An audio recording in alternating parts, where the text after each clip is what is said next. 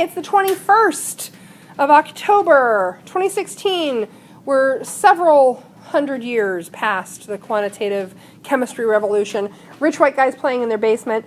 Lavoisier, and we left our chemistry heroes talking about weird things like phlogiston, this component of all flammable things, and you can kill mice and weird stuff like that. There were these strange observations about burning materials, especially, that they would either gain weight or lose weight. Some materials lose weight, some materials gain weight when you burn them, but their mass changes. What's responsible for that? And it was Lavoisier who finally figured out some of the details, partly by combusting things in sealed containers so that the gases would be captured. So if you had a sealed container, totally sealed with air in it, oxygen in it, and some material, and you heated it until that material appeared to burn, the mass of the vessel with our little chunk of whatever it is in there, before you heated it and after you heated it was the same. And it was Lavoisier who carried out repeated observations, and he wasn't the only one, but he was the first one who looked at everyone's observations, everyone's work, and said, aha, you can't create or destroy mass. You cannot make new mass out of nothing. And I have accused some of you of alchemical magic when you have created mass in a lab. And of course we know we're not creating mass, we're just mismeasuring. The law, so here's our funny little ha-ha about the law of conservation of mass. I thought that was cute. It's obviously a little bit dated because it's now 2016, but it's still funny. So yeah, that's all that the law of conservation of mass says. It's pretty straightforward, that you can't create or destroy mass. You can move it around, you can transfer it, you can switch up its dance partners, but you can't create it or destroy it. Okay, so one of the other things that repeated observations led to during this era of sort of a boom in quantitative chemistry was the law of definite proportions. And this was stated by Proust, but again, both conservation of mass and definite proportions, and then later law of multiple proportions, were based on observations that a lot of early chemists had done. And this is where, when you think about science and how science is done, it is about paying attention to other people's work. And it's about looking at their work and trying to replicate it.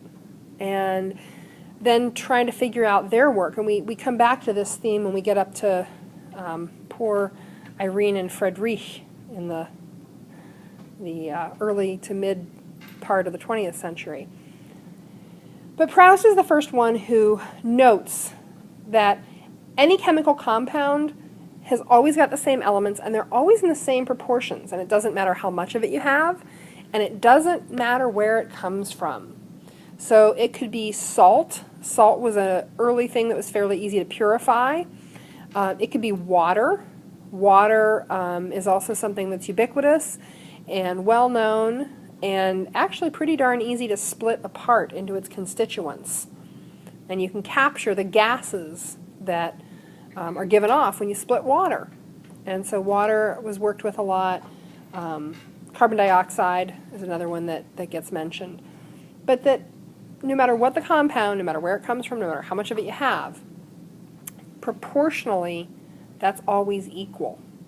So water is always 11% hydrogen, 88% oxygen, regardless of where the water comes from, how much water you have.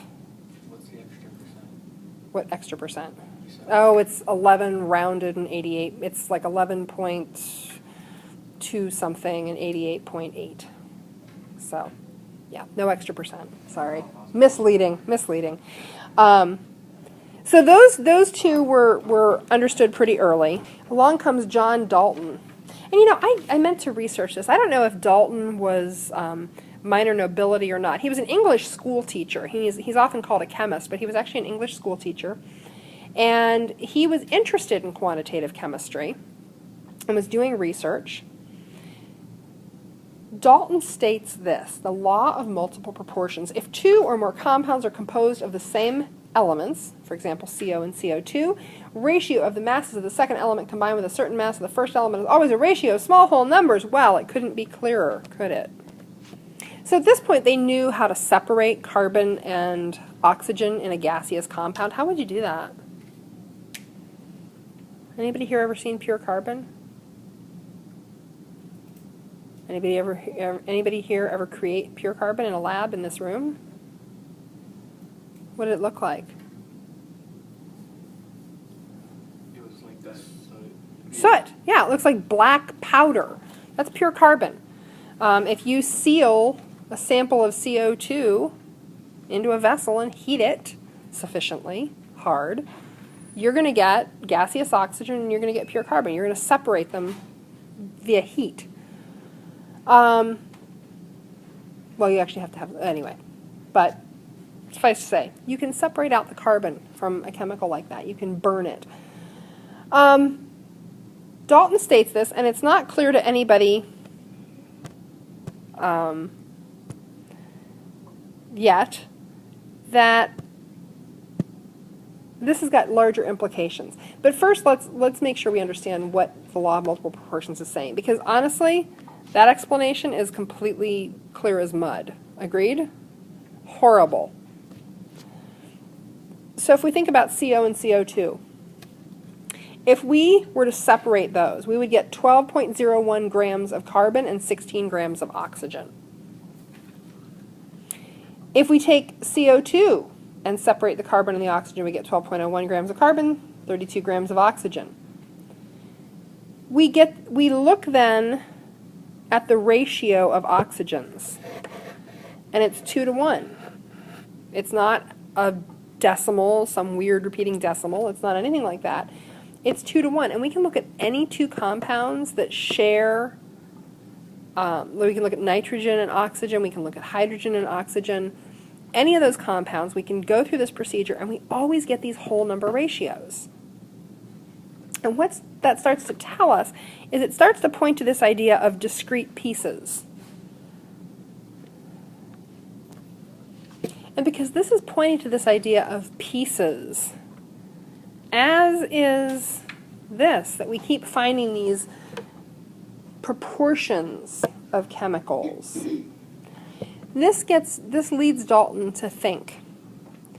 And what he comes to is what becomes Dalton's atomic theory. So he proposed this largely to explain these three laws, because these repeated observations had gotten to the point where chemists agreed that there were three laws governing the behavior of matter. Dalton says all matter is made of atoms. This is what he calls the piece, the fundamental unit. And he gets the term atoms from Democritus. It's a tip of the hat to the old atomist worldview. Now, Dalton also says that for any element, so for carbon or hydrogen or oxygen, all atoms of that element are identical. Same size, same shape, same mass. Whoops. Oh, I see. He says that atoms can't be created or destroyed or divided. That there's no way to destroy an atom. You can't make an atom out of nothing. And that you can't divide them. You can't divide any further, which very much echoes the idea that Democritus put forward, that it's this uncuttable thing. This isn't, but how much would you pay for these Ginsu knives? Don't answer yet. Dalton has more to say. There are two more points to Dalton's original atomic theory. So, it's all made of atoms. Atoms can't be divided or destroyed. They're all identical. He also says atoms of different elements combined in simple whole number ratios to form compounds. That comes directly out of multiple proportions and definite proportions. And really coming out of multiple proportions, when you put chemicals together and they react, all you're doing is rearranging atoms. This is a novel idea. This is a new idea, that you're not creating new substances or using up old substances, but that atoms just combine, rearrange, make new dance arrangements. Dalton didn't do too badly. Remember that this is in the early part of the 19th century. limited tools, a limited understanding of the actual structure of the atom. And, I mean, he's going on the best evidence he has, which is what science is always doing. That's all we can ever do in science, is go on the best evidence we have. We get new evidence, we improve our hypotheses. So, there are a couple things that Dalton did get wrong. And I'll mention those briefly here. We'll talk more about that as we go. For the most part, though, 200 years later, most of Dalton's atomic theory stands, which is pretty impressive. Smart guy. So the two things that we know now are that we can divide the atom.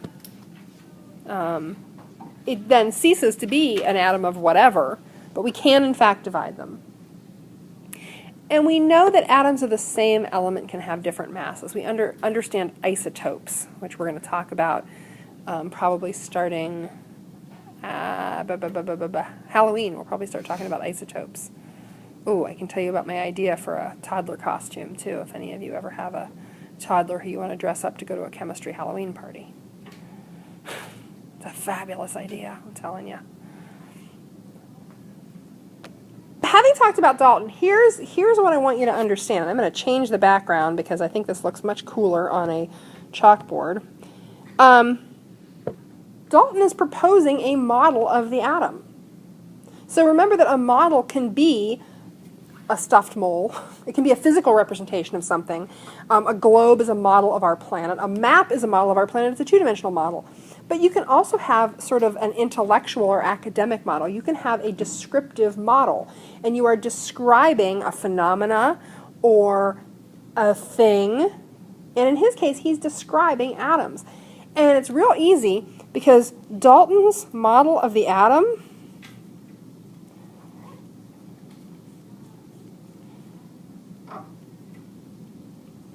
some of you may have seen something like this in your research. It's a lot like that. You know what that is? That's a small, solid sphere. I'm attempting to shade it to make it look all three-dimensionally. But that's all it is. It's a small, solid sphere. It can't be divided. It can't be created or destroyed. There's nothing smaller than it. It's identical to all the others of its type. He doesn't get into anything. He doesn't really ever specify sphere. So if you remember back to Democritus, there were these weird things like, some of them have hooks and some are pointy and some are big squares. And Dalton doesn't get into that. He doesn't do anything to really describe the shape of the atom. I think a lot of people, further down the road look back and think, okay, this is what he's thinking of. So like we're mind reading a dead guy, which usually doesn't turn out well. But it's some kind of small, solid object. That's what he's describing. That is the verbal model of an atom that Dalton gives us. So, we could say this is Dalton's atom. And you could go as, since we're talking about Halloween costumes, which we weren't, you could go as Dalton's atom for Halloween. Oh, this would be fantastic. You and a bunch of friends could go as 4 different models of the atom throughout history. I would totally give bonus points for that. I don't know where I'd fit it in, but it would be fabulous. Have a lineup, so we have our first costume here. Who gets to wear the big, giant, inflated trash bag? I'm Dalton's atom. Okay. Okay, so, I'll read it and shut up for a moment. Structure of the atom, discovery of the electron. Many had performed cathode ray tube experiments. This is a cathode ray tube. Some of you found pictures of old TV sets. That's a CRT, but it's not the one we're talking about. This is a Crookes tube, cathode ray tube. When a stream of current is passed through a gas in a vacuum tube, a glow was seen at one end of the tube. Okay, so the important thing to note here is this many. Again, with how science works and how discovery works and how understanding works and how sort of the evolution of our thought process about something works, how models change. So, we've got this lump of a Dalton's atom, And a lot of people at this point, there's also this thing that we're sort of on the tail end of here. Remember, this is in the late 19th, early 20th century. This is in the 1890s for the most part. Science is kind of a party trick. So you actually have, and again, back to the rich white guys, and, now we get the rich white guys, and possibly their wives are allowed to watch if it's, not too much for their delicate constitutions. But you have gatherings of sort of elites and people who are working in the sciences who don't happen to be those rich white guys need patrons. They need money. They need equipment. They need lab space. They need to hire assistants. And if they're, or if they're working in a university, they need sort of, what we think of today as grant dollars. But it might be that, Lord Everbrook the sixth Count of Woolywoods endows a lab at Cambridge or something. Because a scientist came to a dinner party and demonstrated this cool thing. And this is literally something that goes on. There are these sort of, it's almost like a magic show, but it's science. The Crookes tube was something that had been this sort of cool party trick. And it is cool. I have a video from YouTube that we can watch. So Thomson, again, Thomson's working with these cathode rays, this cool party trick, but he finds that there is this interaction with the poles of a magnet. So he knows they have to be charged, and because it's repelled by the negative pole of the magnet, he knows it has to be a negative charge. So he knows that whatever these things are, it's got a negative charge. But what is it? Is it matter? Is it energy? Is it some kind of new, weird, charged energy? Because energy doesn't have a charge. He doesn't know. So how do you figure that piece out? Okay. So I'll read it and then shut up. J.J. Thomson believed the glow was caused by a stream of particles, the cathode ray. The stream could be blocked and had sufficient mass to move an object placed in its path. But it was deflected by a magnetic field or a negatively charged object. I made a paddle wheel! I made a paddle wheel! Isn't that cool? Primitive toys. Do you want to make one? We don't have much time. Why does this thing move when I blow on it? Ooh, force. Look at you, all fancy with the physics. Why does it move? Okay, what's exerting a force on it? I'm an asthmatic. Don't keep me doing this. Come on. What keeps me doing this? Why is it moving? What's exerting a force on it? Oh, the stream of air from my mouth. What is air made of? Is it pure light and energy? Is it one of Aristotle's four ethers? Is it my spirit moving out through my mouth? Am I going to exhaust all my spirit? What's hitting the paper? Stuff. Stuff. Atoms, if you want to be technical. But it has to, we know that if something is going to move something else, it's got to actually have mass to it, right?